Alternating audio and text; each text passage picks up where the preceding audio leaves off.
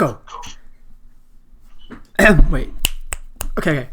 Welcome to another comic book debate. Well, not really a debate, but another episode of the Trinity from the Brave and the Bold podcast.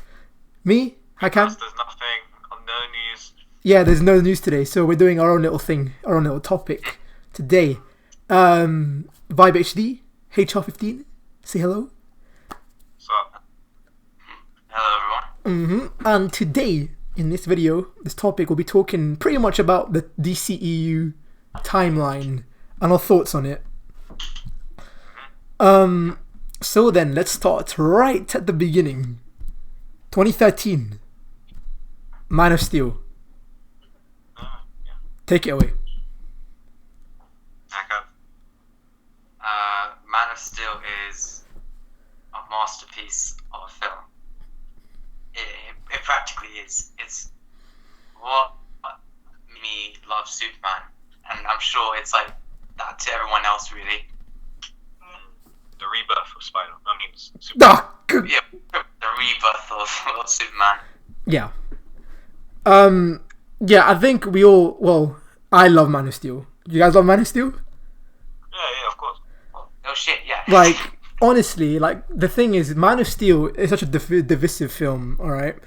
In, like, the comic book superhero film community and, like, all by the fans. Like, people love it and people hate it. Yeah, it's definitely divisive heavily. It's so, like, 50-50, which hurts me, because this is, honestly, this may be my favourite superhero origin film, like, ever. That is a bold statement, but, like, for something like basically, I didn't like Superman before 2013, pretty much. Not even Brandon Routh. No, I didn't. I despised that film. I despised that film. I thought it was so boring. I didn't care about Superman at all. When the Justice League cartoon came on, I didn't care about Superman. He was like my least favorite. He was like at the bottom, honestly. He was such a Boy Scout. That was the thing. I think he was. Yeah, he was just written as like a guy that was just too nice, I guess. That sounds so dumb coming from me. Like Superman just seemed too square. Yeah, that's like a good term to use. Mm-hmm. Like, and yeah, fair enough. Like, the Superman's like fandom and like this character pretty much got big based off the Christopher Reeve, Richard Donner Superman films, which are good as well, really good. But again, like, you know how Batman has like different styles and interpretations? Superman has that as well. But it's annoying how like people don't accept Henry Cavill's Snyder's Superman. You know what it is? Is that like people assume that Snyder lovers, right? The Snyder fans, they think that any interpretation that Zack puts out, that's the only interpretation that we love and care for. That's not really the case. I mean, like, after Man of Steel, I got into, like, Superman comics, right? I got into, like, action comics, and I read fucking Superman, like, The Death of Superman, right? And I read all those comics for Superman, and I loved it. Like, I loved the character. It's not that Snyder did it. Like, that was the only interpretation I loved. But it's just, like, it just opened the door for me, really. Yeah. I agree with that as well. Alex? Yeah, 100% agreed. Just, like, let me just say it. Am I the only one that just likes Superman before this film? Yeah, like, in general? Honestly, I didn't like Superman before this film, so... Hakan? Like, Superman wasn't my favourite. I think I was just too into the dark, brooding characters. So Batman? Yeah, Batman. This just shows what this film just shows what Superman should be, and it did. It just showed perfect origin story between what the comics did and interpreted it, made it into a good film. Like, it just pretty much made Smallville completely different. Yeah. Like, how their origin story told. It's just. Yeah. This is more like this is pretty much Superman in the modern day. It's a mix between Smallville and then modern day. It's like I'll go with that. Yeah. Modern world. Basically. Yeah, and it's. I just find it so interesting. Like, and again, like, Chris, this came off. This was the first big DC film after The Dark Knight Rises, right? So Christopher Nolan finished. No. Green Lantern. Green Lantern was 2011.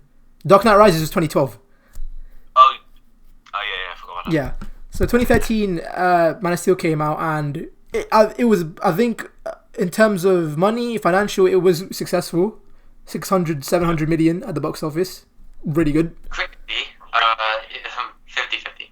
Critic, yeah, I think that's what hurt it. But there's no denying that Henry Cavill is an amazing Superman. Like, hands down. Yeah. Like, he got big for this role. Like, man. And he gets bigger. Exactly! Man, you just see him get bigger through each film that he's in. It's insane. The suit has bigger and bigger for every year. Yeah. Honestly. He doesn't even take steroids. That's the thing. He doesn't even take steroids. That man's just like full, like pure muscle. God damn. That machine is just doing so much for him. Legit. Okay, let's talk about the actual film then. So, like, again, this film is more, it's a modern interpretation of the Superman story. It's a lot more grittier. It's a lot more grounded to what people think. And okay, let's talk about the story then. I love the fact that this film, the first 20 minutes takes place on Krypton. Yeah. Oh, bro, like that scene alone just like hooked me instantly. Like that, it was just so sick. Like the whole environment, the aesthetic. Yeah. Like, it just looked something like it looked real. Like the things that they were wearing, like, so intricate, detailed, like Shakespeare. Yeah. Like an 18th century planet, basically. Like everyone's talking so Shakespearean. Yeah. Like even Jor-El, he's talking Shakespearean as well, and I love it. Oh yeah, and it's like Shakespearean but like futuristic at the same time. It's got like this sci-fi edge to it, which I love. It really explores a lot of Krypton, from like the Codex area where like the babies are born to the political stuff, and like you even see the animals like on Krypton that Jor-El rides, and it's really interesting. I love it, honestly. I love it. I love Zod. I think Zod is a very underrated villain. He's threatening. He's threatening, but no one talks about him that much, which annoys me. I think he's up there, honestly, with like Killmonger. Ever since he got killed off, that's why people don't like. Yeah. Like if he stayed alive, like if he got dragged into the fandom. So yeah, well, the Krypton bit was amazing. Like cinematography wise, Zack Snyder is the king. The king. This man. Yeah, I don't know how this man does it. I don't believe he's human. I don't believe he's human. The things that he does in this film, like no other filmmaker can do. Like, that just seems so wild. Yeah. It's crazy how good he is compared to like other directors. It's insane. So our first 20 minutes takes place in Krypton. Jor-El gets killed. Krypton gets blown up. And the classic scene where the pod gets taken to the Kent farm. But it's not your typical superhero origin story. We actually have a flash forward. It's not like a typical thing. We have flashbacks as the story happens. Which, did Arrow did this first, right? Arrow was 2012. Yeah. Arrow was 2012 it started. Yeah, Arrow was the one that did the flash. Because that's how I remember when I was watching that. I was like, this is a lot like Arrow, where there's flashbacks in between the main plot. So the flashbacks happen of you see Superman with him as a kid.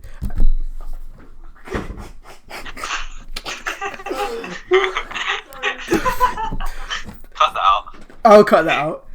So yeah, okay, let's cut that. Wow. So you see Superman. Well, I lost track of my thoughts. Someone please take it. Okay, go. So after that, Superman.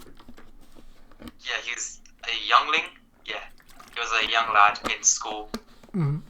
He's like having some sort of seizure. Like he's looking around and he's like freaking out.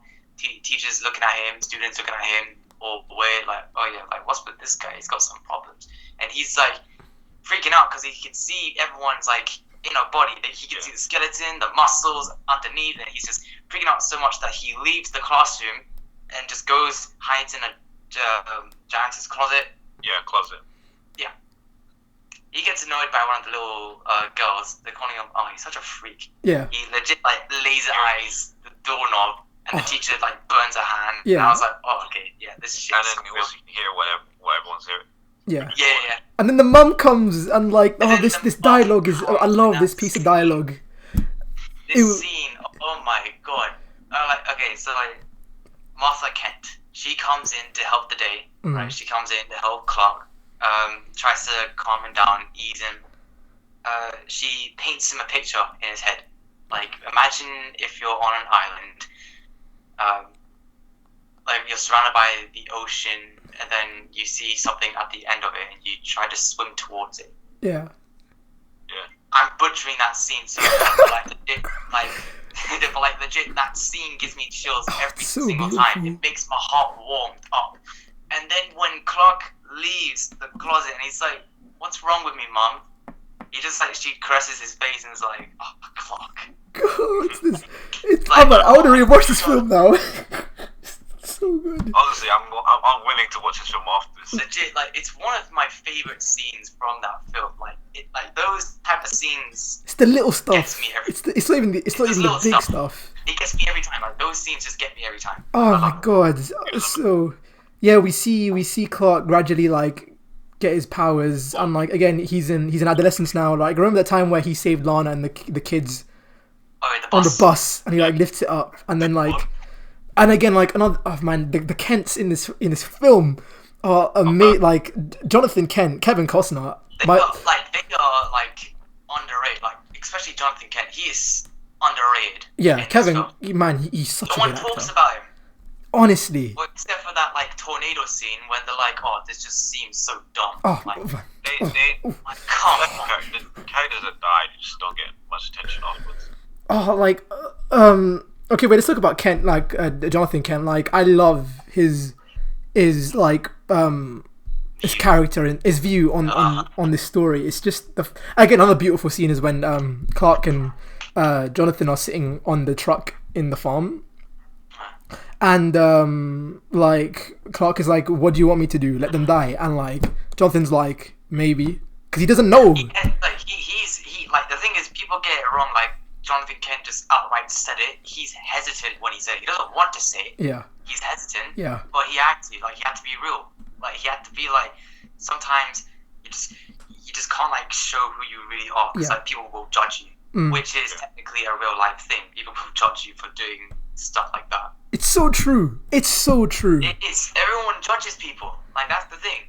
Yeah. Like, and especially like on this scale, that Superman has like, Clark Kent has like world-ending abilities. Of course, if you were the dad of that boy, you'd be like, you're going to be freaking the fuck out, like 24/7, thinking that your son's going to be captured, like experimented on. Oh, like, imagine that. Like, oh god, like, and then like another beautiful scene again when they're in the barn house, and he lifts the thing and he sees the pod, and he's like, you're not from here. And then like another beautiful scene by Kevin Costner. His acting is when the boy was even the young Clark Kent, when he was like, "Am I not your son?" And then like you just see this voice crack. You hear the voice crack like, in his dad. Like, can I continue being your son? Yeah. And he hugs him straight away. He's like, "You are my son." And I was like, "Oh, it's so good. It's so good. Like, oh god. So good. Like, honestly, so emotional.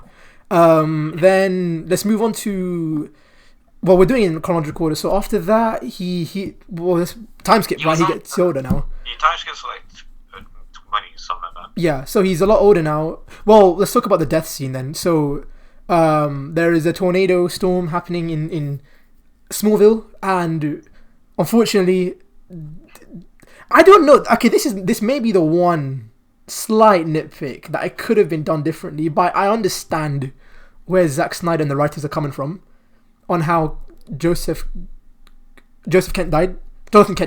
Yeah. Maybe a tornado, like, I feel the weight of it, the fact that like if Clark had the opportunity to save his dad, he would have. He would have done it, but his dad was like, no. Like stay. Like, don't risk yourself for me. Yeah. Because everything will be. Yeah, I can kind of see the argument of like the tornado scene being like meh. Yeah. Like, I don't see it like. Because I've seen videos and people just saying, "Man, just save him. You could have saved him." Doesn't matter. But the whole thing, the whole thing was Jonathan like telling him to not do it. That could have just contradicted himself, being like, "Oh, come on, you can come save me." Mm. Yeah. Like, no point to it. Mm-hmm. that was there for a reason. Clark had to see that, so that I don't know. He just felt closed in, really. And that's just it. Yeah, I'll go with that as well. Yeah, like fair enough. That's like the one debate that I can't like get. Like I can't win when I'm talking to people about that. But other than that, that's like the only one little minor thing. Jonathan dies, and Clark's pretty much trying to uphold those teachings he was taught by his dad. However, then we find out that Clark, let's just say Superman, because I'm getting fed up with the names.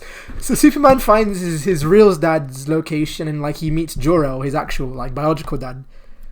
And the again, like, just amazing writing. So you have like two ideologies. You have Jonathan Kent, and then you have Jor-El, right? Nature versus nurture. Yeah. In that situation. Like Jonathan, in that scene on the ship, where Jor-El's like guiding him through everything and just telling him about what happened in Krypton. Mm-hmm. The scene is about like Jor-El giving him like courage and confidence. Like, you are destined to be something greater than anyone else on Krypton. You were born to inspire people. Mm-hmm. And then you get Jonathan Kent's view on Clark, right? You get his view. It's like you have to like keep yourself restricted. Don't let anyone know who you are. Like, you can't save anyone and risk yourself getting spotted. Mm-hmm. Jor-El is like, nah, save people. I want you to inspire people. Yeah. And then at the scene where they're looking at the suit, and then when Jor-El pulls out his symbol, right? It is like, this is a symbol of the House of El. It means hope. Yeah. Like, you can inspire people yourself. And then, single-handedly, one of the greatest scenes in film history, comic book film history. You see the gates open from the fortress. You have the Hans Zimmer music slowly play. Bum, bum. And then you just get a silhouette of You see, Henry Cavill in the suit. And the cape flapping. And then like you have the fist on the floor. Dragon Ball Z style. You have the rocks rise. Oh my god. The music hits. Kaboom! And he goes all the way up. Oh, it's just... I feel that scene every single time. When that boom hits, I'm like hit in the chest, like, oh. And it's not even like, he doesn't even learn it straight, which I love. It's like he starts hopping first. Like super jumps. Yeah. And then like he starts to fly. He crashes and then he gets up again and does it again. Yo, his enthusiasm when he is flying gets me every time. And that chuckle he gives. He's like serious first. Yeah, like what I love about that scene is like the camera just follows Clark like through his flying. Like, you know how the thing is with like Sam Raimi's Spider-Man, like there's always a camera that just follows Spider-Man everywhere he swings. It's like a mid-shot, right? It's sort of like that. Yeah. Yeah, it's like that. And it just follows Superman throughout like the entire flight. And you feel like the gravity and the weight, and you just feel like you're flying with Superman.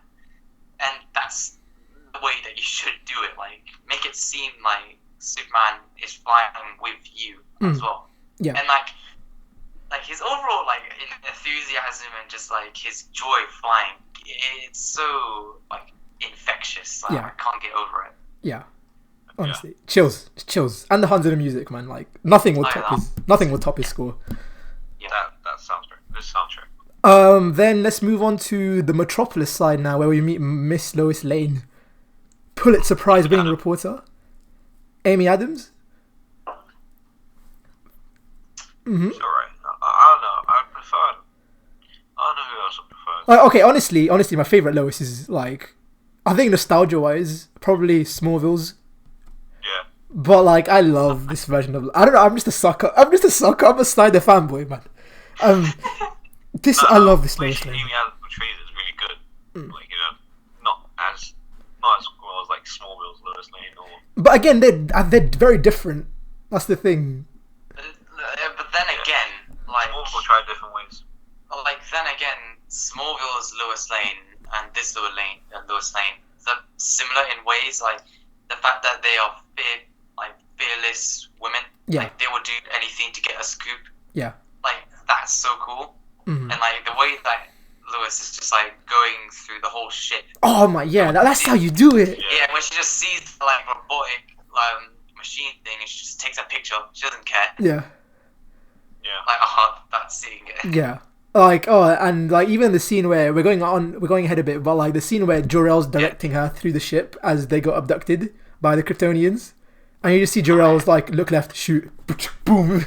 I love it, honestly. I love it. Like, so yeah, like, so we have Zod's back. He's alive. He wants to take over Earth and make it become Krypton using these 2 world-ending devices, which I love. Yeah. This is before the whole beam in the sky craze, so we can accept it. I love the concept of it, like this 2 gravitational like machines just hitting it against the Earth. Yeah. Again, I love Zod's conviction. Let's speed up a bit because we're 20 minutes in and we're still talking about Man of Steel. See, we could just do a whole Man of Steel episode. YouTube right now, mate. Yeah. If you know what. If there's like a 2-hour long video, we'll just split it into parts and we'll just section it off into parts. Yeah. So this is just the Man of Steel part, and then we can do like we'll talk about Batman Superman, the Batman Superman part. Yeah. Okay, so cool. So yeah, Zod's conviction in this film, I love. Michael Shannon's performance. Again, this is probably my favorite Zod. Honestly. There was no other Zod. Yes, it is. Like, honestly, I wish he said Neil before Zod, just as like a thing, but I think that's more of a fan service line, really. If he said that in the film, it wouldn't have. It's like having the Christopher Reeve Superman theme in this film. People were like, "Oh, where is it?" But no, even without it, the Hans Zimmer theme does very well. Yeah, like the thing with Zod is that like he seems to make himself like view he's not the villain. Like he believes he's the hero. Like he's the hero of Krypton. He needs to get Krypton back to the way it was. And you just see him like do everything to bring Krypton back, and you just like I don't know. You just understand him, yet you don't like condone it. Like, Yeah, he's killing a lot of people for this to happen. Mm. And it's those type of villains that I can hate and love at the same time. Like, what's another parallel? Killmonger's probably the best parallel between him and Zod.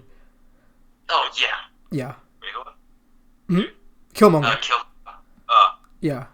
I think they're very similar. Oh yeah, definitely. And like, someone that's Feora. Do you know Zod's assistant? yeah. She steals the show. Man, when the Smallville fight was happening, the first big fight in Smallville, she was kicking Superman's ass. She wrecked him badly, and she was like, I don't know. She was just so strong. What's it about? She's like Superman. She's got Kryptonian powers. No, this is with. But she's like really skillful in combat. Yeah. And to say, like, the actor's eyes are amazing. Because remember, do you remember her? Oh man, her eyes were amazing, honestly. Beautiful.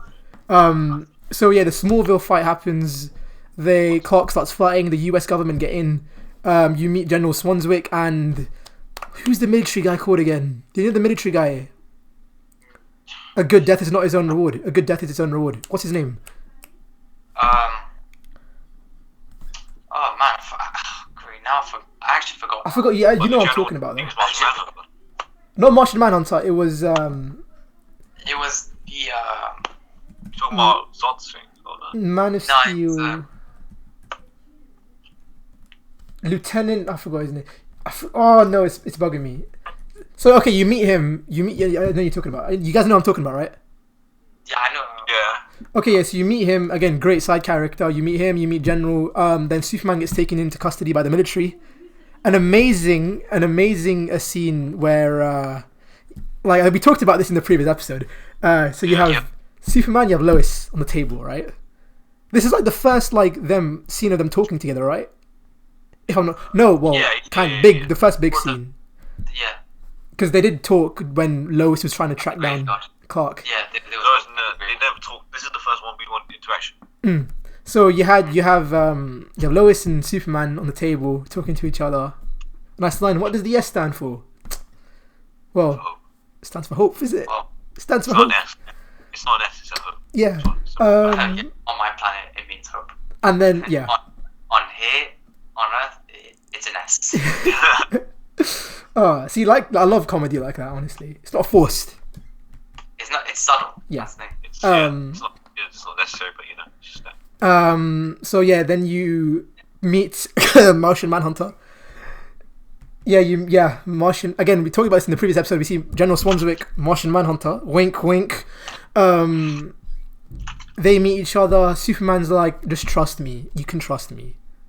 Yeah. The military call him Superman. Fair enough. The big S on the shield, on the big thing. They go fight on the final battle against Zod and the Kryptonians in Metropolis. So you have Superman flying down to go to the first world engine at the bottom of the ocean, the bottom of the world, and then you have Metropolis at the top. Though, one nitpick, I felt like this final battle was a tad bit too long. Yeah, you could say that. Yeah. A tad bit too long. Like 40-something minutes on it, I think. Oh no, 30 minutes. Roughly, yeah. It was a good half an hour, like, fight. It's more than the Avengers one, I swear. Oh, yeah, man. I remember this being a long fight.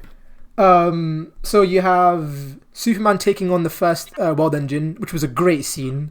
Like, you know when he was in the ocean and then the light was like hitting down on him, the camera's above him, the music plays, and like he just rises, pushing through, and he's like, yes, you can do it, Superman. Oh yeah. Then like he wrecks that, and then you have Team Lois on the other side. They're on the ship. And again, this is why Lois is such a good like support character. Like she actually like takes down, well, she kind of takes down the thing. Like the Codex goes missing. Feyura is like fighting all the generals, the lieutenants on the ship. They find the Codex. The Professor hits it. And a classic line where the lieutenant's like a death is. What's the line? I forgot the line. It was only a death is. A good death is its own reward. Yeah, a good death is on a reward. Oh, that Uno reverse card on Fiora right there. The ship goes in, it explodes. Lois falls back. Superman catches Lois in the classic comic book pose. Classic, rubbles everywhere. They kiss. Good, yeah. That's up there. That's up there with like nothing will top Mary Jane and Peter Parker, but Lois and Clark is up there. Rain kisses. And like the farm scene where like Zod, Fiora, and like everyone's like crowding the Ken farm looking for the ship, wasn't it? Where is the Codex? Where is? Oh yeah, man! The Codex. And then like when he just lifts up like Martha Kent, throws her, and then when Superman busts in, he grabs Zod, pushes it like. You think you can threaten my mother? Oh, it's. My mother. Oh, like legit, that scene gets me every time. Chills, just like, absolute chills. Yeah, chills. Oh, it's so good, honestly. And the thing is, I can like defend that scene of like him destroying like the things, because like in that situation you would be like overcome with a lot of anger and aggression, because like if someone hurts your mom, obviously you're gonna go at them with full force. Yeah. Like who doesn't? Yeah, exactly. Like, you know, and it's your first day. Else. It's your first day on the job as well, so you're not gonna have full control of your powers. Just saying. Yeah, exactly. So a lot of destruction happens between the fight between Zod and Superman. Fair enough, because when people complain, that was answered in Batman v Superman. Just saying, we'll get to that after. Yeah. So the big fight happens between Zod and Superman. Man, the fight is Dragon Ball Z level. This is like Dragon Ball Z fights. This is the closest we're gonna get to Dragon Ball Z fights. It's insane, right? It's so insane. Like just the camera, you know when you have the cameras behind Superman, he goes for the shoulder punch. Yeah. Bang, bang. It's great. They keep flying around. Then you have like little hints at like you see a Wayne. This is 2013, remember? So you see a Wayne satellite for like a split second. You see a Lex Corp truck for like a split second in the back. But then it goes right to the end. They land in Zod and Superman land in a station. I think. It was a train station. Yeah, it was a station. It was a train station. And Zod's being held down by Superman, and Superman's pretty much got the upper hand. But since General Zod's a general, he's a trained soldier. He's adapted to his powers very well, which I love. Within like a day, he's adapted to everything.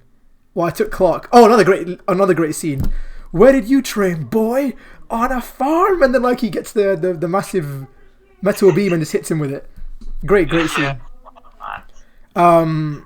And Oh, but yeah, when he's Superman's holding Zod down, and then at the corner of his eye, he just sees a family, like a husband, a wife, 2 kids, and like Zod just looks at them, like uses laser eyes at them, like he's slowly just like going at them. Superman's telling him to stop this.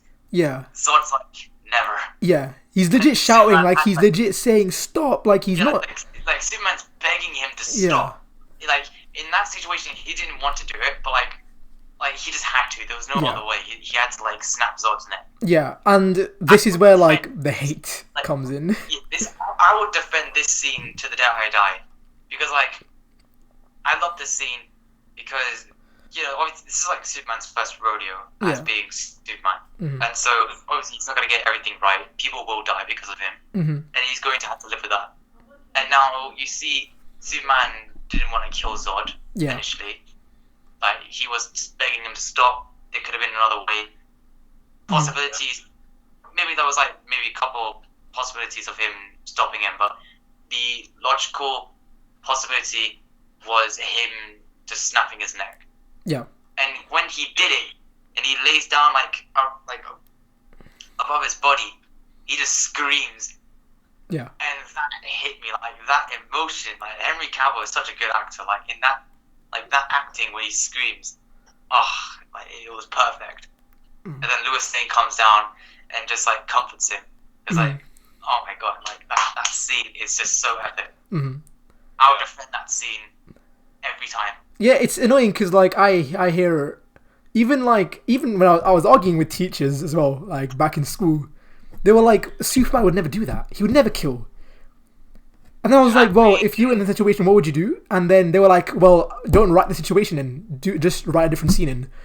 But no, like that's just cheat. There's no scene that I could just top that. There's no other option, really. That's... Tell me, if you ask this question to anyone, what would they do if they were Superman in that situation? You're holding down Zod. Zod's like having a laser eye, like targeting a family. What would you do? You wouldn't have time to fly over there, grab the kids and family, bring them back to the city. You wouldn't do that. Zod's gonna like flip his head and be like, he's gonna do that. There was no other way. Like if it was me, like I would be hesitant to actually snap Zod's neck. Alright, I'll try to cover his eyes, but that one. But then I would have to snap his neck. Like it is how it is. Like there was no other way. I don't get no way besides a gruesome murder or just. There was no way. It's either kill him or he'll kill the family. It's no other way. Then moving on from that, the film pretty much ends. You see Superman. He's doing his own thing. He's getting the hang of it. Whilst half of Metropolis is destroyed. Yeah. How did the film end again? Oh, okay. Yeah, he gets a job at the Daily Planet. Yeah. I was gonna say Beagle for some reason. Same, I was legit about to say. I legit hesitated there. And again, a beautiful line to end the film is so you have Martha and Clark talking to each other. This nice scene of him entering the not the Beagle. I keep saying Beagle. The planet. Yeah. The planet. He meets Lois, Clark meets Lois, and it ends with the line where Lois is like, welcome to the planet. And then he just like grins like... Yeah, he's like, it's the wink, isn't it? She's like winking, she's like, welcome to the planet. Oh, yeah. Planet, Clark. Yeah. A double meaning, I love it. Then the credits hit, the Hans Zimmer music is in full blast. Oh, bro, the last encounter with like General... Storms, isn't it? Yeah. Yeah, him and Superman at the end, but it's like Superman's telling him, I have to do things like my way. I'm going to say to people like my way. And like at the end when he flies up, the general like looks at the lady beside him. I forgot her name already. Pink Lantern. Pink Lantern. Oh yeah. Yeah, like he looks at her, and he was like, "What are you smiling about?" General, I just think he's hot. I mean, yeah, there's no other way to say it. Yeah, I mean, Henry Cavill is a beautiful man. He's a very handsome man. He's a handsome man. Legit. I'm jealous of that man. Then, Jones was Batman. okay, the Man of Steel was over. 2013.